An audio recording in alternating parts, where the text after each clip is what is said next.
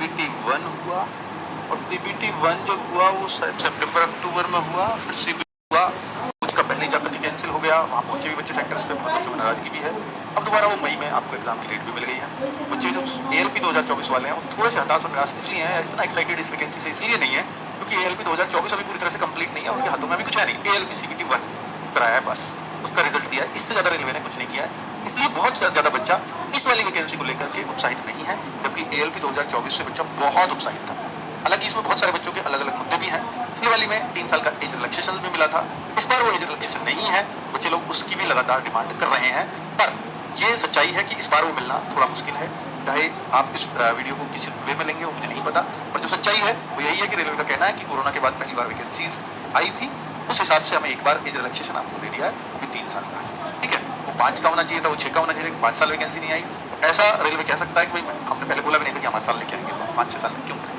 या तो हम 5-6 साल का उनको कोई रीजन दें कि 5-6 साल का आपको देना चाहिए था, 3 का आपने दिया, चलो 3-3 का 2 बार पार्टों में बांट दो, पर वो ऐसा मतलब जस्टिफिकेशन किसी तरह से नहीं दिया जा सकता। तो ये एक हकीकत है जो आपको एक्सेप्ट करनी पड़ेगी कि एज रिलैक्सेशन मतलब बहुत कम चांस है।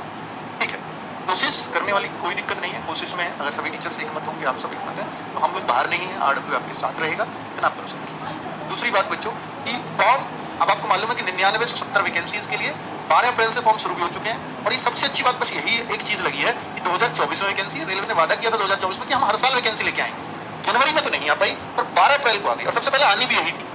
तो इसका मतलब है रेलवे ने हर साल के बजाय बस इतना कह सकते हैं कि 15 महीने में, साल में 12 महीने होते हैं, तो सिर्फ 15 महीने में रिपीट कर दिया, और उम्मीद करेंगे कि आने वाली सारी वैकेंसीज 15-15 महीने तब जाकर के बच्चे लोग संतुष्ट होंगे कि हाँ रेलवे ने अपना वादा पूरा किया है।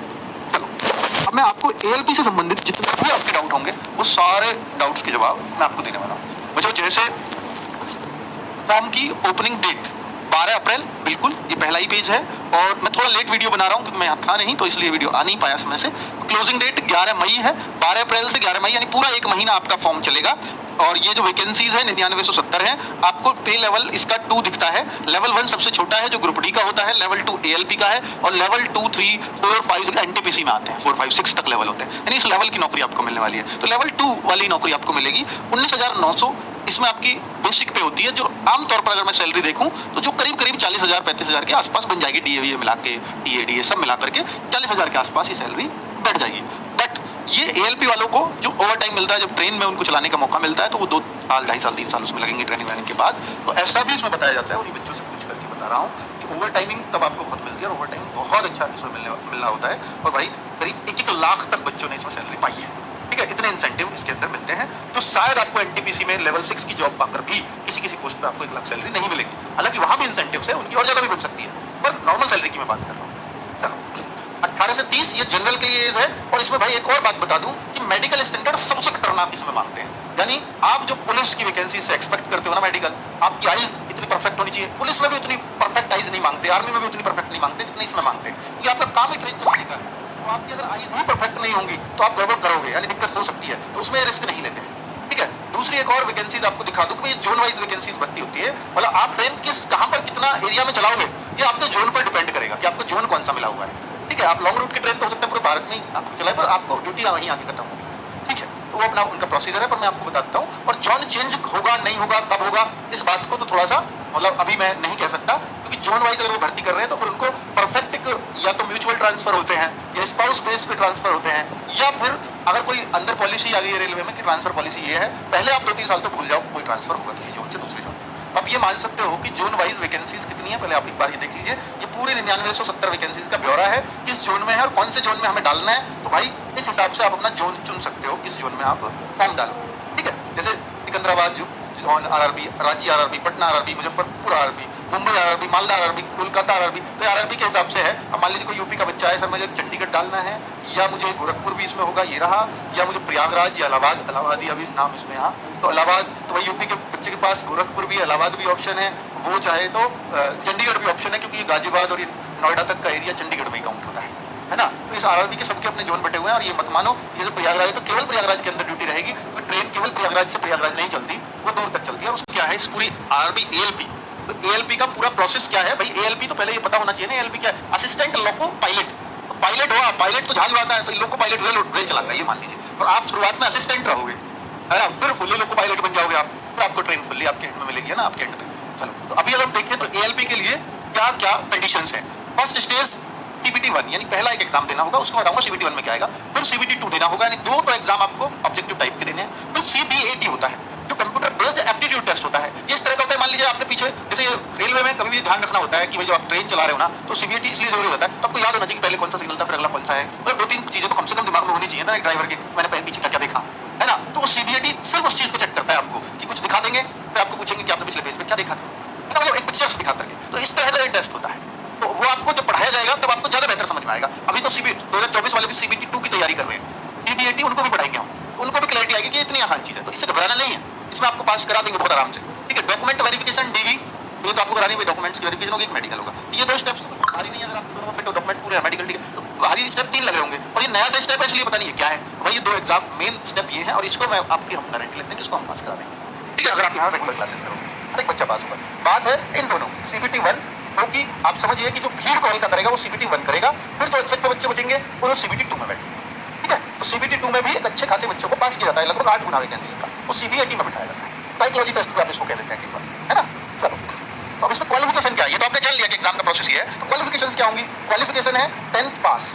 देखो बाकी बच्चे इसको नहीं भर पाएंगे, 10th केवल 10th पास ही भर देगा नहीं, 10th पास के साथ या तो आईटीआई चाहिए, यानी कह रहा मैं क्वालिफिकेशन बहुत ज्यादा नहीं चाहिए बट आदमी टेक्निकल चाहिए। 10th के साथ या तो आपने आईटीआई कर रखी है तो भी आप ये फॉर्म भर दोगे, 10th के साथ यदि आपने डिप्लोमा कर रखा है, पॉलिटेक्निक का डिप्लोमा जो भी इक्विवेलेंट होता है भाई, तो भी आप इस फॉर्म को भर दोगे। बीटेक कर रखी है भाई, 10th करी होगी तभी तो बीटेक करी होगी, तो भाई बीटेक कर रखी है, बी बोलते थे पहले वैसे तो बीटेक के बी, पहला नाम बी था बीटेक का, तो वो कर रखी है तो भी ये फॉर्म भर दोगे। लेकिन बीटेक अगर आपने सिविल में करी है, कंप्यूटर साइंस में करी है तो नहीं चलेगी, इलेक्ट्रॉनिक्स में करी है, इलेक्ट्रिकल में करी है, मैकेनिकल में करी है, तो वो बीटेक यहाँ चलेंगे, है ना। सिविल और सीएस की नहीं चलेगी। तो ये क्लैरिटी आ गई है कि एलपी के लिए कौन लोग फॉर्म भर पाएंगे। क्लियर, चलो अब आगे और बता देते हैं भाई। देखो जब आप फॉर्म भर रहे हो तो इस बात का ध्यान रखना कि आप एक अकाउंट क्रिएट करते हैं। अकाउंट क्रिएट होने को करना है जो पहली बार रेलवे की वेबसाइट पर फॉर्म भर रहे हैं। अब जिनका ऑलरेडी अकाउंट बनाया हुआ है उनको तो लॉग इन करना है, उनकी सारी डिटेल अपने आप खुल के आ जाएगी। ठीक है, तो जो पहली बार फॉर्म भरते हैं भाई, तो उनको ना कुल मिलाकर के बाहर डिटेल क्रिएट एन अकाउंट में भरनी होती है, जैसे नेम है, फादर्स नेम है, इसमें फिर आप मॉडिफाई भी नहीं कर सकते। ठीक है, तो मॉडिफाई होंगी नहीं, जो फॉर्म में कोई गलती हो गई तो बाकी चीजें मॉडिफाई हो गई, लेकिन क्रिएट एन अकाउंट वाली नहीं होगी। ठीक है, चलो, और बाकी चीजों को भी मॉडिफाई करोगे ना तो 250 रुपया मॉडिफाई कर देना पड़ेगा, फॉर्म भरने की फीस अलग, मॉडिफाई करने का अलग देना पड़ेगा। अभी मैं एक और बात बता देता हूँ जो आगे की इंपॉर्टेंट बात है कि जो सीबीटी 1 में जो एग्जाम होगा, सीबीटी 1 में जो भी होगा मैं अभी बता रहा हूँ, तो उसमें 15 टाइम्स बच्चों को, यानी जितनी भी वैकेंसी है, मान लीजिए 99 70 लगभग 10,000 हो गई, 10,000 गुना 15 यानी 1.5 लाख बच्चों को सीबीटी 2 में बैठाया जाएगा। अब 1.5 लाख बच्चों का सीबीटी 2 होगा, फिर इन्हीं वैकेंसीज के 8 गुना बच्चों को सीबीटी 2 में भी पास किया जाएगा। अब मान के चलिए, देखो मुझे ये बेसिक सवाल समझिए कि 20 लाख बच्चे हैं, 20 लाख बच्चे देंगे क्या सीबीटी 1, कुछ एब्सेंट होंगे, कुछ होंगे, तो सीबीटी 1 में 20 लाख में से इतने बच्चों को तो पास ही करना है। अब कट ऑफ कितने पे भी चला जाए, और अगर डिवाइस पास करना है, हर आरबी में जितनी वैकेंसी उसके 15 गुना उस तरह से पास होंगे, और ये 15 गुना बच्चों को जो पास करेंगे भाई ये अच्छे बच्चे होंगे। क्योंकि भीड़ जो फालतू की है, 20 लाख में से 1.5 लाख लिए हैं, तो 18.5 लाख बच्चे पहले स्टेज पर बाहर कर दिए।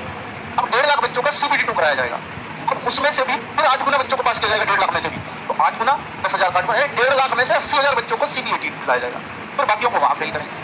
अगर वहां फेल नहीं हुए तो सीबीटी 2 में जिसके अच्छे मार्क्स है और इसमें टॉपिक बार और ऊपर लगा देंगे। मान लो 80,000 बुलाए, वैकेंसी तो कितनी है, तो वैकेंसी तो 10,000 है, सीबीएटी में पास हो गए मान लो 30,000 बच्चे, फिर पता चली उनका मेडिकल वेरिफिकेशन कराया, उनका डॉक्यूमेंट वेरिफिकेशन कराया, मेडिकल कराया, 19,000 में से 30 वहाँ पास हुए तो सीबीएटी में, और 30 में से फाइनली 15,000 बच्चे पास हो गए, तो 20 हो गए। अब 20 में से 10 कैसे लेंगे, तो सीबीटी 2 के मार्क्स की कट ऑफ और ऊपर कर दी जाएगी। हालांकि सीबीएटी में भी मार्क्स होते हैं, उनको भी जोड़ डालकर तो फिर कट ऑफ बनाई जाती है। ठीक है, तो फिर उनको आई कट ऑफ बना करके, मतलब जो भी है उस हिसाब से जोड़ डाल कर आपकी फाइनल कट ऑफ बनती है। अब अगर मैं बोलूँ भाई ये नेगेटिव मार्किंग इस पेपर में 1/3 की दोनों में ही होती है, सीबीटी 1 में भी सीबीटी 2 में भी। मेडिकल अभी मैं सारा प्रोसेस बताऊंगा कि सीबीटी 1 में क्या क्या आएगा, सीबीटी 2 में क्या क्या आएगा, सीबीटी में क्या क्या होगा, वो सब बताने वाला हूँ भाई, सब कुछ एकदम